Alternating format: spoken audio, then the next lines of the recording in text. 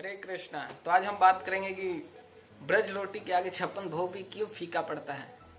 तो हम देखते हैं कि कई बार बहुत सारे भक्त हैं जो ब्रज में जाते हैं और मधुकरी करते हैं, किंतु जब भी आप ब्रज में यात्रा लेके जाए और ब्रज दर्शन करने जाए तो आपको मधुकरी करना अनिवार्य है।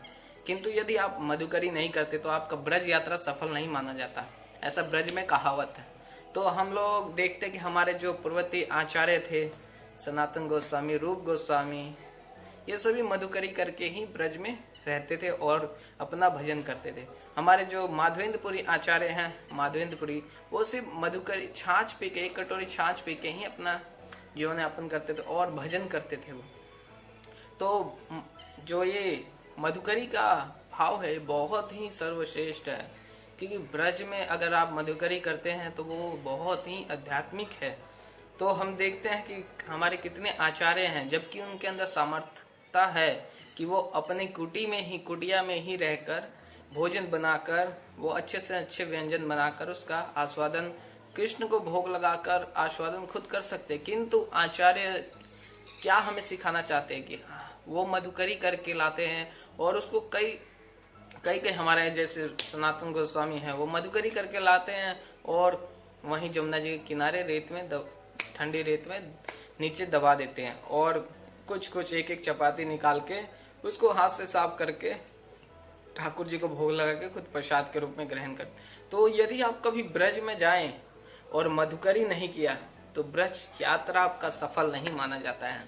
तो आपको क्या करना चाहिए, और ब्रज जो छप्पन भोग है उसके आगे ब्रज रोटी इतना पवित्र क्यों है। तो एक बार की कहानी है कि जब कृष्ण छोटे थे तो सुबह सुबह भोर में ही अपने ग्वाल बाल सखाओं के साथ गाय चराने वन में चले जाते थे। तो एक दिन ऐसे ही हुआ कि कृष्ण भगवान भोर में ही जा रहे थे ग्वाल, और उस दिन माता सुबह सुबह लंच नहीं बना पाई।